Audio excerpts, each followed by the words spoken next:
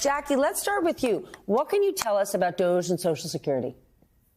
Yes, thanks so much for having me. It was a great scoop by my colleagues. Although it is still unclear in this moment about what data Musk associates wanted at the Social Security Administration or the exact circumstances that led to King's departure. But what is at stake here is the system that is responsible for managing the pensions of over 70 million American seniors and a vast trove of personal data, including work history, pay history, and where people live. And this move by the Department of Government Efficiency and Elon Musk is in line with what they have tried to do to other systems and data in terms of obtaining access. That has also prompted the resignation of senior executives across all government agencies. Earlier this month, we had reported that the highest-ranking civil servant at the Treasury Department resigned after refusing to grant DOGE access to the Bureau of Fiscal Treasury. To the Bureau of Fiscal Service, which is at the Treasury Department and also contains a lot of highly sensitive information, along with, as we reported this weekend, DOGE seeking access now to a heavily guarded system at the Internal Revenue Service that has the financial information of every single taxpayer, business, and nonprofit across the country. Tom, your latest piece in The Atlantic is a must-read entitled "The Death of Government Expertise." In it, you say that one of the greatest tricks that President Trump and Elon Musk have pulled is convincing people that these mass firings are about government efficiency. You say they are not by a long shot. Explain. Yeah, if these were about efficiency, then they would be targeted and carefully considered in cooperation with the people who run these agencies. But Musk hasn't even bothered to figure out half of what he's wrecking. And there's an irony here as well, that when you're firing all the new folks, all these young probationers, you're actually making it so that the senior civil servants actually have to stay in place. The people that you think you're getting rid of now actually have more job security rather than less. What's really going on is this is both Trump and Musk really resent experts and apolitical government civil servants. In Trump's case, he resents them because they are one of the last fire breaks against presidential political cronyism. An apolitical civil service is an important part of a functioning democracy, and that is reason enough for Donald Trump to want to get rid of it. For Musk, he is one of these plutocrats who thinks that money equals intelligence, and that if people won't listen to him, then you simply replace them all with people who will do what you tell them to, as if the government is just another big business that you happen to run. And if people don't like the way you run it, then you just trash the place and fire them.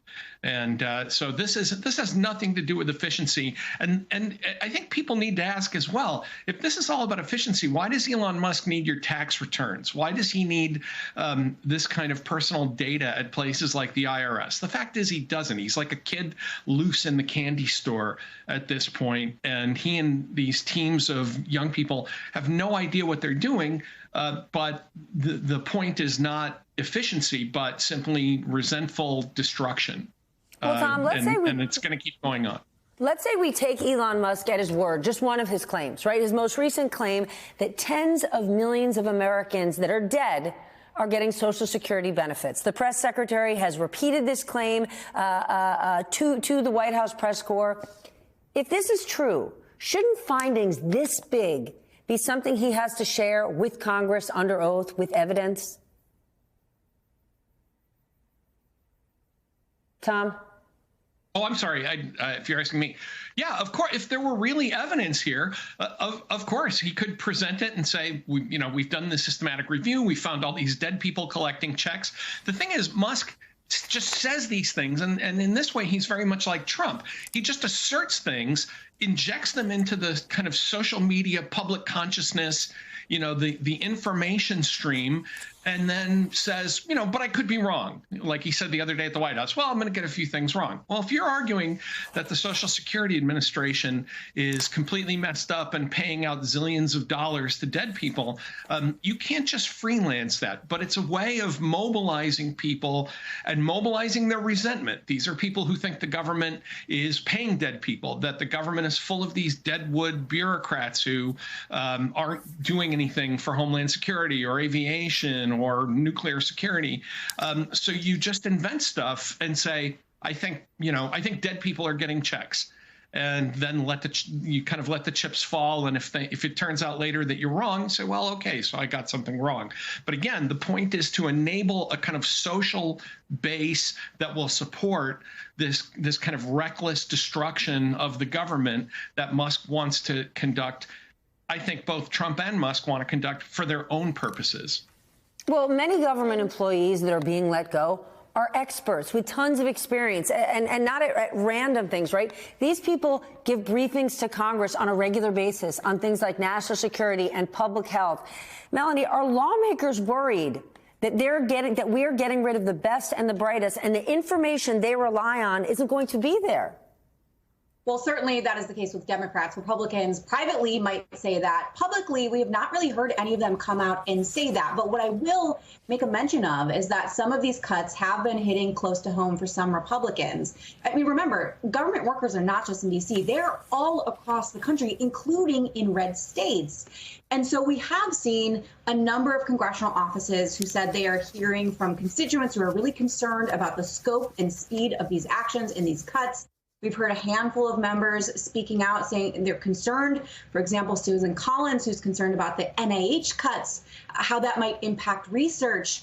But for the most part, Republicans are not doing a whole lot, if anything, to stand up to Trump or Elon Musk. In fact, they're largely sitting back. Even these appropriators, who are the heads of these key spending committees, are sitting back and saying, we're actually okay with Elon Musk taking the reins and taking some of our congressional power to make these key spending decisions. But Stephanie, you're so right to point it out, because so many of these cuts are going to have real world impacts, right? Elon Musk is approaching this like he probably did in the private sector. But it's one thing if you're going into something like Twitter and making all these changes. No one's going to die because they can't get access to their Twitter account, right?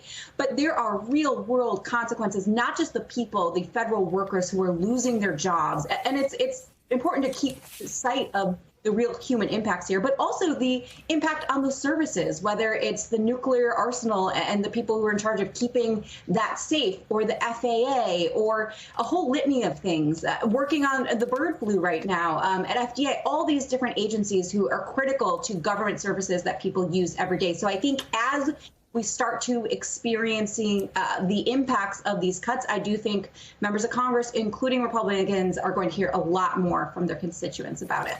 So President Trump posted on social media the following, quote, "He who saves his country does not violate any law."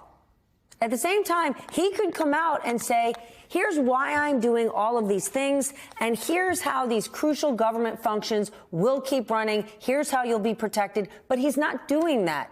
Jackie, are you hearing, you cover the White House, from the White House, that we're going to start to get some of those explanations that will make America feel more assured that they're safe? Well, the consistent talking points that we're getting from the White House right now is that this is exactly what President Trump campaigned on, and that anyone who wasn't previously clear-eyed about it is now seeing him actually execute these campaign promises. And if you talk to any sort of MAGA allies over the past year, they will say that this was the purpose of having groups like America First Policy and these outside groups, Project 2025, Heritage Foundation, all of these different entities that have spent the past 4 years trying to come up with legal theories and structures in order to execute Trump's goals and objectives in much more efficient ways than he did in the first administration, especially as Trump is essentially going to become a lame duck in 2 years during 2026 midterms potentially, and he has even less time than a first-term president. And so I think we're seeing some schisms come to life right now when it comes to conservative interpretation of the law and just how much Trump can embrace the unitary theory and channel this executive power. But what it doesn't seem like right now is that there are any other branches, at least in this moment. Congress would be able to act the fastest compared to the judiciary branch, which is, just I guess it's a positive and a negative depending on who you're talking to. That process just takes a bit longer. There's no one really stopping Trump in this moment, and so I'm not necessarily sure we're going to see the White House come out and explain themselves as to why exactly they're moving at the rate they're moving without sort of institutional consensus and support.